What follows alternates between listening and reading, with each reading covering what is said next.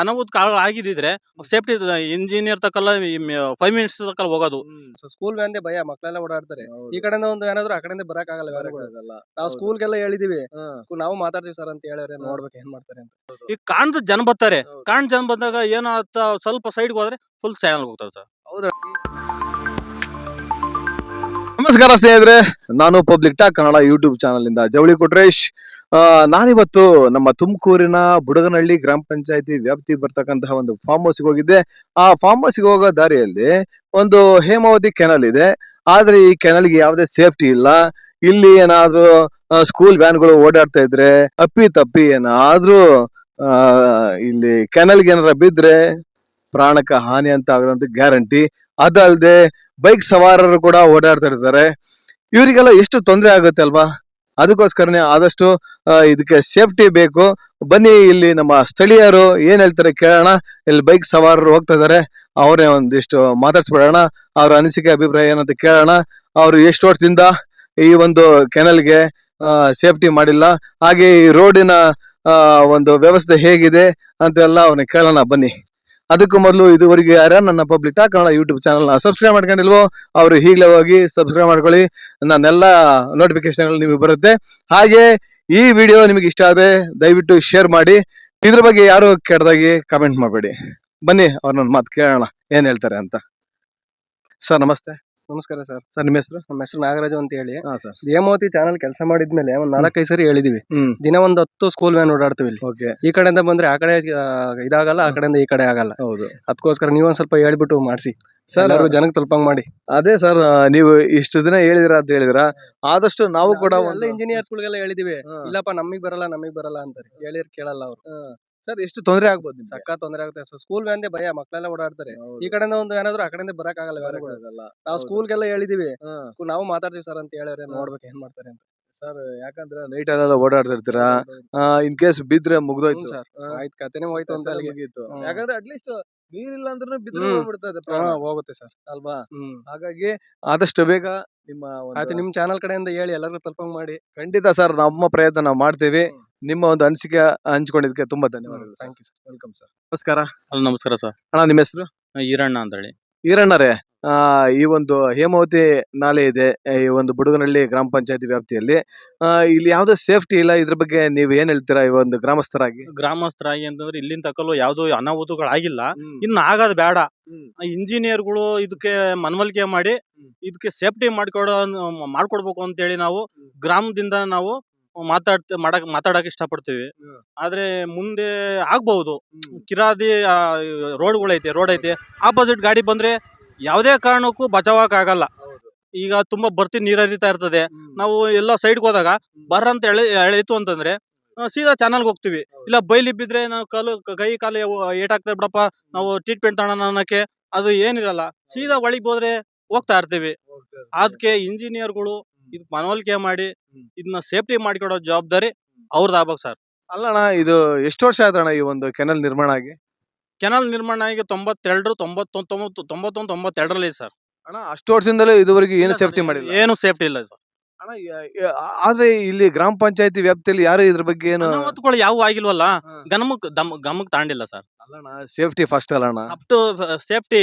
ಆದ್ರೆ ಅನಾಹುತ ಆಗಿದ್ರೆ ಸೇಫ್ಟಿ ಇಂಜಿನಿಯರ್ ತಕ್ಕಲ್ಲ 5 ಮಿನಿಟ್ಸ್ ತಕ್ಕಲ್ಲ ಹೋಗೋದು. ಇದು ಯಾವ್ದು ಅನಾಹುತಗಳು ಆಗಿಲ್ಲದಕ್ಕೆ ಗಾಯತೆ. ಇನ್ನು ಮುಂದೆ ಎಚ್ಚರಿಕೆ ಮಾಡಿ ನಮಗೆ ಮಾಡ್ಕೊಡ್ಬೇಕು ಸರ್. ಹೌದು ಸರ್. ಯಾಕಂದ್ರೆ ಇದು ಪ್ರಾಣದ ಒಂದು ಸಮಸ್ಯೆ ಇದು ಅಲ್ವಾ?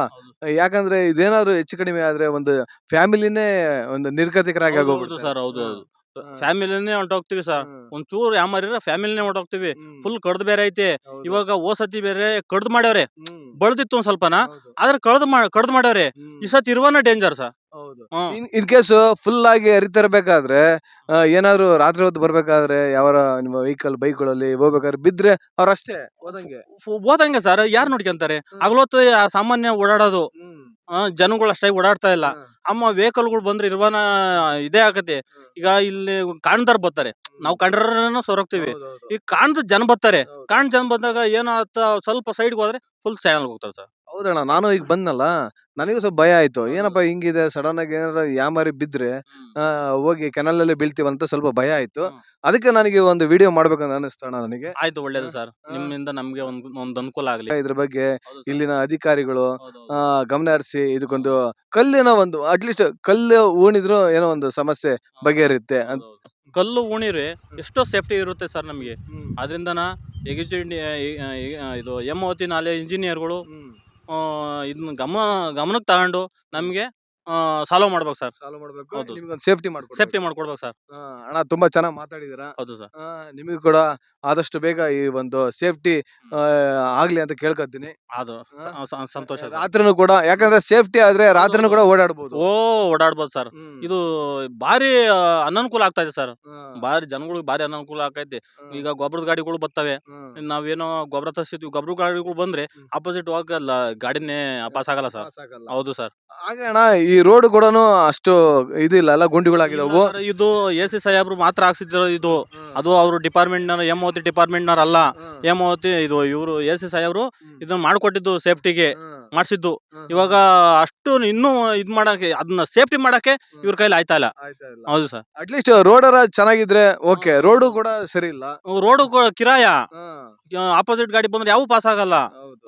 ಅಣ್ಣ ಎಷ್ಟು ವರ್ಷ ಆಯ್ತಣ್ಣ ಈ ರೋಡಿಗೆ ಡಂಬರ್ ಹಾಕಿ?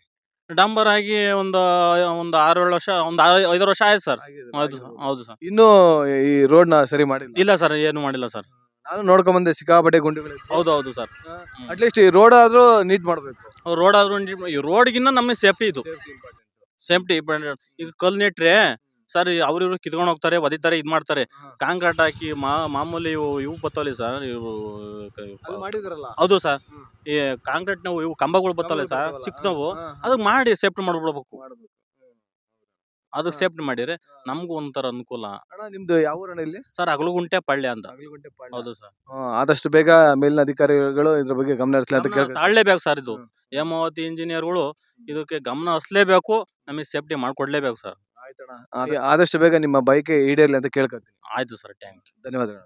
ಇದಿಷ್ಟು ನಮ್ಮ ತುಮಕೂರಿನ ಬುಡಗನಹಳ್ಳಿ ಗ್ರಾಮ ಪಂಚಾಯತಿ ವ್ಯಾಪ್ತಿಯಲ್ಲಿ ಬರುವ ಈ ಹೇಮಾವತಿ ನಾಲೆಯ ಅಂದ್ರೆ ಈ ಹೇಮಾವತಿ ಕೆನಲ್ ಬಗ್ಗೆ, ಇಲ್ಲಿ ಸೇಫ್ಟಿ ಬಗ್ಗೆ ಇಲ್ಲಿನ ಸ್ಥಳೀಯರು ತುಂಬಾ ಒಳ್ಳೆ ಮಾತುಗಳು ಹೇಳಿದ್ದಾರೆ.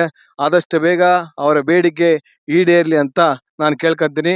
ಹಾಗೇನೆ ಇದಕ್ಕೆ ಸಂಬಂಧಪಟ್ಟ ಅಧಿಕಾರಿಗಳು ಆದಷ್ಟು ಬೇಗ ಇದಕ್ಕೊಂದು ಸೇಫ್ಟಿ ಮಾಡಿಕೊಟ್ರೆ ಅವರ ಒಂದು ಪ್ರಾಣಕ್ಕೆ ನೀವೊಂದು ಸೇಫ್ಟಿ ಕೊಟ್ಟಂಗಾಗುತ್ತೆ ಅಂತ ಕೇಳ್ಕೊಂತ ಈ ನನ್ನ ವಿಡಿಯೋನ ಮುಗಿಸ್ತೀನಿ. ಜೈ ಕರ್ನಾಟಕ.